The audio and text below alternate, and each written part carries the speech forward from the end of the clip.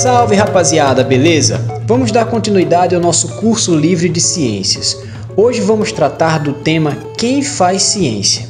É comum termos a imagem do cientista como alguém vestindo um jaleco branco dentro do laboratório e que os resultados dos seus testes são sempre soberanos a ponto de mudar radicalmente como a sociedade trata de algum tema. Mas a vida do cientista é muito mais complicada em diversos aspectos.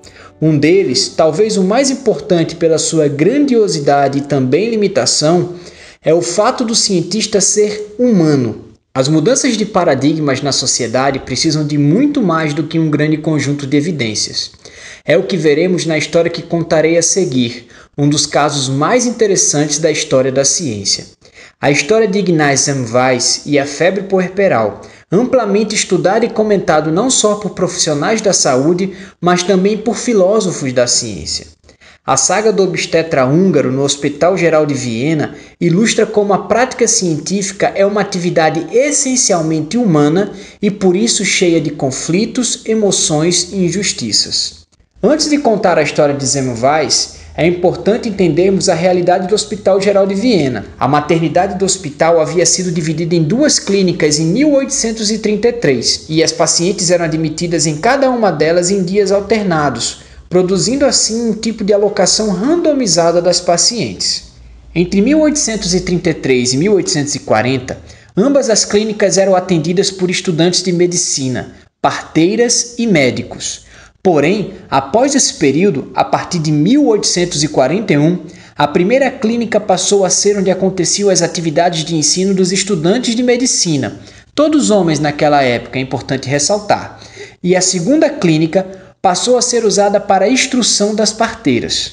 Quando Semmelweis iniciou no hospital em 1846, a mortalidade das pacientes nas duas clínicas apresentava números desiguais. Um número significativamente maior de mulheres estava morrendo na primeira clínica, quando comparado com a segunda clínica. E a principal causa dessas mortes era a febre puerperal, uma infecção que acometia as mulheres e seus bebês durante o período que se internavam para ter os seus filhos. Apesar de ser conhecida desde a antiguidade, a sua incidência aumentou muito a partir do século XVII, quando os médicos começaram a se dedicar aos cuidados do parto. Naquela época, as pessoas acreditavam que a febre puerperal era causada por influências cósmico-telúrico-atmosféricas, ou simplesmente influências epidêmicas.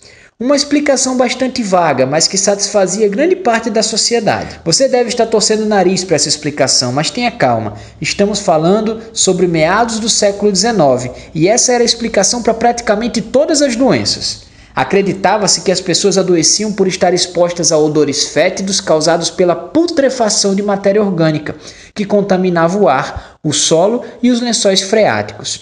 Essa explicação é conhecida como a teoria do miasma. Falaremos mais dela nas próximas aulas. E também devemos lembrar que a realidade dos hospitais naquela época era muito diferente do que encontramos hoje. O acúmulo de vômito, fezes e urina era comum nas enfermarias, fazendo com que os profissionais de saúde tivessem de andar com panos na cara para poder suportar o mau cheiro. É nesse cenário do grande Hospital Geral de Viena que a história de Semmelweis se passa. Mas quem é esse obstetra? Ignaz Semmelweis era húngaro e a Hungria nesse período fazia parte do Império Austríaco, que por sua vez tinha a Áustria como capital. Nesse período que Semmelweis trabalhava na Áustria, capital do Império, uma série de lutas pela autonomia da Hungria estavam acontecendo. Portanto, podemos dizer que Semmelweis era um imigrante em tempos de conflito, ou seja, não era da galera. Pode não parecer, mas isso será importante nesta história. Em 1844, Ignaz obtém seu título de mestre em obstetrícia. Depois disso, passa 2 anos como aspirante a uma posição na primeira maternidade clínica, até que em 1846 consegue a posição de assistente em obstetrícia. Quando inicia seus trabalhos no Hospital Geral de Viena, Ignaz se depara com a desproporção de mortes entre as duas clínicas e logo propõe que as influências cósmico-telúrico-atmosféricas, que muitos acreditavam, não poderiam explicar a disparidade no número de mortes. As duas clínicas estavam no mesmo andar do hospital e possuíam a mesma antessala em comum, ou seja, tinham as mesmas influências cósmico-telúrico-atmosféricas, independente do que isso signifique. É importante citar aqui que as mulheres que viviam longe do hospital, que não conseguiam chegar a tempo para ter os seus bebês, tinham um índice de morte por febre puerperal muito inferior ao verificado no primeiro serviço.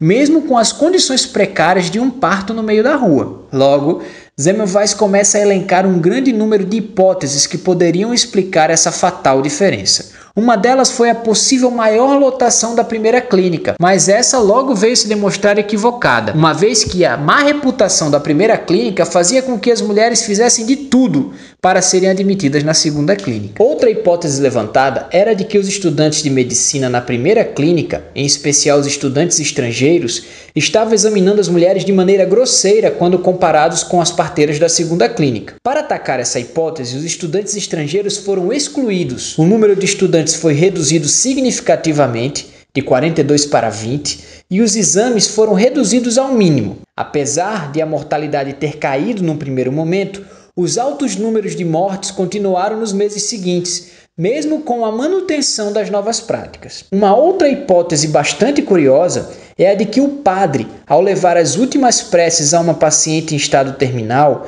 caminhando com seu assistente tocando uma campainha, produziria um efeito aterrador e debilitante às demais pacientes das enfermarias pelas quais passava. Isso as tornaria mais vulneráveis à febre. Essa peregrinação do padre pelas enfermarias não acontecia na segunda clínica, pois o padre tinha acesso direto ao quarto da paciente. Contudo, mesmo com o padre fazendo um caminho mais rápido e silenciando a campainha do seu assistente, não houve nenhum efeito significativo na morte das pacientes.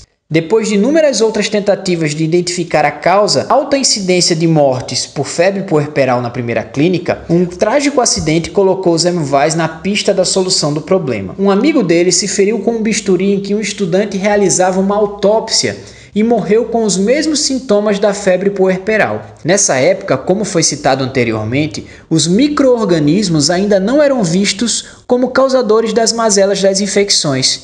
E Semmelweis então supôs que foi o material cadavérico que estava no bisturi do estudante que adentrou na corrente sanguínea do seu amigo, causando a sua morte. Logo, seriam os estudantes e médicos que levavam o material cadavérico das dissecações nas salas de autópsia para as mulheres durante os exames nas enfermarias. O fato de, na segunda clínica, as parteiras não realizarem práticas com cadáveres explicaria por que os índices de mortalidade eram assim mais baixos, assim como as mulheres que tinham seus bebês a caminho do hospital. Semmelweis ordenou que todos deveriam lavar as mãos com uma solução de cal clorada antes de realizar qualquer exame.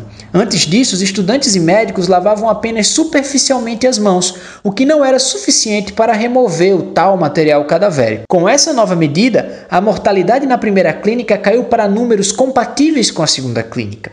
Como é possível ver neste gráfico, construído a partir dos dados do próprio Semmelweis, a parte de fundo escuro representa o período em que médicos e estudantes ficaram responsáveis pela primeira clínica e as parteiras pela segunda clínica.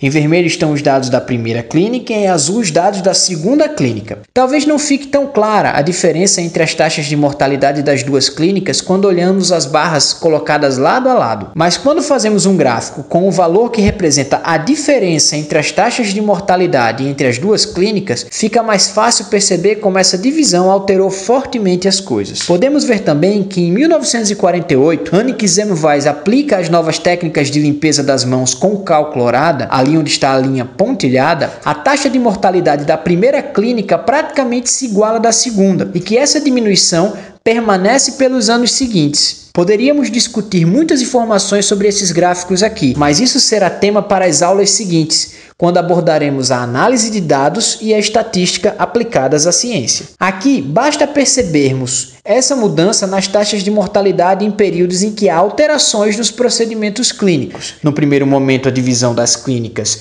entre médicos e parteiras, e no segundo momento, a nova prática de limpeza das mãos. Mas não é em clima de descoberta e salvação das mulheres que termina a história de Semmelweis contra a febre puerperal. Em 1848, a luta dos revolucionários nacionalistas húngaros se fortalece contra o Império Austríaco. Semmelweis era simpatizante dos revolucionários e aderiu à causa nacionalista húngara. Em março de 1849, o período de Semmelweis como assistente terminou. Ele tentou ficar mais tempo na posição, mas não teve sucesso. O fato de ser um imigrante simpatizante das causas nacionalistas húngaras era mal visto. Somado isso, A rejeição às novas práticas, o fato de a febre puerperal estar sendo causada pelos próprios médicos, culpando-os pela morte de diversas mulheres num período de muitos anos, pode ter irritado seus colegas de trabalho. Ele até conseguiu um cargo de livre docente, mas quando percebeu as limitações da nova posição, resolveu deixar Viena, passa a viver na Hungria e tentou combater um surto de febre puerperal em Budapeste, propondo o uso da cal clorada, fazendo cair a mortalidade em pouco tempo. Contudo, seu gênio forte, dificuldade de trato com as pessoas que não seguiam suas recomendações e sua irritação característica ficaram cada vez pior. Em 1865, Semmelweis é diagnosticado como louco e é enviado a um sanatório em Viena, onde morreu nos primeiros dias da sua internação por causa de uma infecção no dedo, provavelmente muito parecido com os sintomas da febre puerperal. Que ironia, não? Levou algumas décadas até que a ideia dos micro-organismos como causadores de doenças fosse aceita e o trabalho de Semmelweis fosse considerado um dos mais importantes na história da ciência. No entanto, é importante citar que Semmelweis acreditava que sua intervenção na primeira clínica do Hospital Geral de Viena era suficiente para comprovar sua hipótese.